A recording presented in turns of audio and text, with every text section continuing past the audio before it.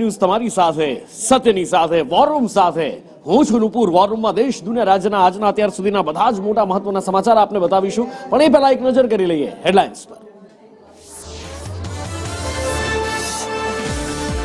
ખ્યાતિ હોસ્પિટલનું વધુ એક કૌભાંડ। ક્રાઇમ બ્રાન્ચની તપાસમાં બોગસ પીએમજય કાર્ડ બનાવી સરકારને ચૂનો ચોપડવાના કૌભાંડનો પણ પર્દાફાશ।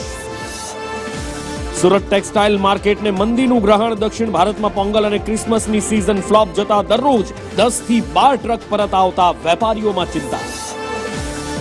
ખાતરની અછત હોવાની વાતનો દિલીપ સંઘાણીનો સ્વીકાર। કહ્યું ચાઇનાએ ખાતર આપવાનું બંધ કરતા અછત સર્જાઈ। દેશમાં વધારાશે ખાતરનું ઉત્પાદન। પોલીસ ભરતી માટે જાન્યુઆરીમાં યોજાઈ શકે શારીરિક કસોટી। પીએસઆઈ લોકરક્ષક માટે યોજાવાની છે શારીરિક કસોટી। લોકસભામાં one nation one election bill સ્વીકારાયું। સમર્થનમાં 269, વિરુદ્ધમાં 198 વોટ પડ્યા। રાજ્યના 18 જિલ્લાઓમાં તાપમાન 15 ડિગ્રીથી નીચે। નલિયા 7.8 ડિગ્રી સાથે સૌથી ઠંડુ શહેર। અમરેલીમાં 9.6, ડીસામાં 9.9 ડિગ્રી ટેમ્પરેચર।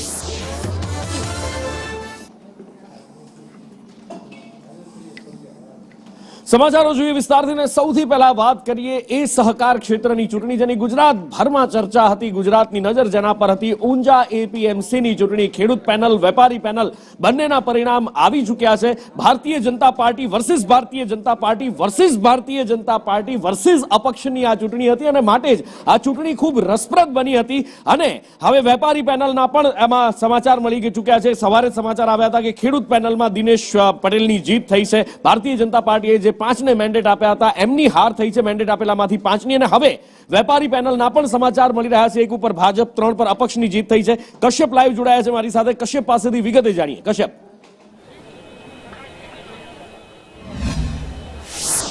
નુપુર, બે પેનલમાં ચૂંટણી જે છે તે યોજાઈ હતી। મહત્વનું છે કે બંને વેપારી પેનલ અને ખેડૂત પેનલના પરિણામો છે તે સામે આવી ગયા છે।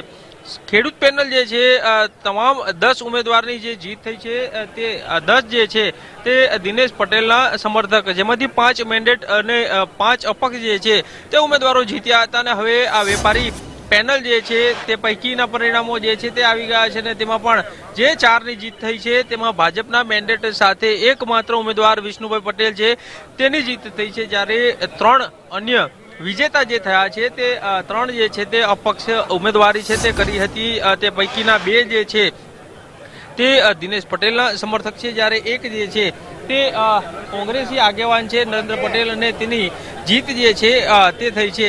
મહત્વનું છે કે ભાજપ વર્સિસ ભાજપ જે છે તેનો ચૂંટણી જંગ જે છે તે અહીં જોવા મળ્યો હતો। અને ધારાસભ્ય કે પટેલ હોય, નારાયણ પટેલ હોય કે પછી દિનેશ પટેલ, તે પોતપોતાના સમર્થકો છે તે આ ચૂંટણી મેદાનમાં ઉતાર્યા હતા અને ત્યાં સુધી વાત પહોંચી હતી કે મતદારો જે છે તેને અલગ અલગ કેમ્પોમાં રાખવામાં આવ્યા હતા, જેથી કરીને ક્રોસ વોટિંગની શક્યતા ના રહે। અંત સુધી ભાજપ દ્વારા પ્રયત્ન કરવામાં આવ્યા હતા કે જેને મેન્ડેટ આપવામાં આવ્યા છે તે તમામ 10ની જીત થાય, પરંતુ તે સ્થિતિ થઈ નથી। અને ખેડૂત વિભાગ કે જેમાંથી એપીએમસીના ચેરમેન જે છે તે ચૂંટાઈને આવશે અને તેમાંથી 5 ભાજપના મેન્ડેટ સાથે, જ્યારે 5 જે છે તે અપક્ષ ઉમેદવારો જે હતા અને તેની જીત જે છે તે થઈ છે। એટલે કે ક્યાંક ભાજપનું સમીકરણ જે હતું, ભાજપની શિસ્તતા હતી તે અહીં જોવા નથી મળી। અને આ ચૂંટણીના પરિણામો જે છે તે સ્પષ્ટ રીતે બતાડે છે કે અહીં મેન્ડેટની વેલ્યુ નથી, પરંતુ ઉમેદવારના ચહેરાને લક્ષમાં રાખી અને મતદારો છે તેણે મતાધિકારનો ઉપયોગ કર્યો છે અને આખરે આ પરિણામ જે છે તે સામે આવ્યા છે। અને ખૂબ રસપ્રદ ચૂંટણી આ રહી છે। કશ્યપ અમારી સાથે જોડાયેલા રહેશો। અને આ રસપ્રદ ચૂંટણી એટલા માટે કારણ કે ખેડૂત પેનલમાં 98% મતદાન થયું હતું, વેપારી પેનલમાં 97% મતદાન થયું હતું। અને આ જે મેન્ડેટ ઉપર જે રમત રમાઈ રહી છે છેલ્લા ઘણા સમયથી, પછી ઇફકોની ચૂંટણી હોય કે સહકાર ક્ષેત્રની કોઈ પણ ચૂંટણી હોય, જ્યારથી ભારતીય જનતા પાર્ટીએ મેન્ડેટ આપવાની શરૂઆત કરી છે, આ મેન્ડેટ હંમેશાથી ચર્ચામાં રહ્યો છે, વિવાદમાં રહ્યો છે। એનું કારણ એ છે કે મેન્ડેટની સામે જ ભારતીય જનતા પાર્ટીના જ ઉમેદવારો ઉભા રહે છે અને એ ભારતીય જનતા પાર્ટીના જ ઉમેદવારો ભારતીય જનતા પાર્ટીના ઉમેદવારોને હાર આપે છે અને ભાજપ વર્સિસ ભાજપનો જંગ જોવા મળે છે। એવું જ અહીંયા પણ જોવા મળ્યું હતું। એની સાથે સાથે ખેડૂતોની જીત હોવાનું ટેકેદારનું કહેવું છે અને અપક્ષનો પણ દબદબો જોવા મળ્યો। જયંતિભાઈ પટેલ જે છે તે વિજેતા થઈને આવ્યા છે અને તેની સાથે વાત કરીશું। આ જે પ્રમાણે આ જે જીત થઈ છે કઈ રીતે જોઈ રહ્યા છો? જીત જે મારી થઈ છે મારા વેપારીઓની જીત છે આ વેપારીઓના કામના એમના પ્રશ્નોનો નિકાલ કરવા માટે હું ઉમેદવારી કરી હતી અને સદાય એમના વેપારીઓના પ્રશ્નો માટે કાયમ માટે એમના સાથે રહીશ હું. આખી ચૂંટણીનું પરિણામ જે આવ્યું છે જે પ્રમાણે પરિણામ આવ્યું છે, 3 જૂથ ચૂંટણી મેદાનમાં હતા, એની વચ્ચે આ આપની જીત કેટલી મહત્વની? મારો કોઈ જૂથનો વિષય નથી, મારો કોઈ નથી. હું વેપારીઓ માટે ઉભો હતો અને સદા વેપારીઓ માટે. મારે કોઈ જૂથ બૂથ મારા બારે કોઈ છે નહીં.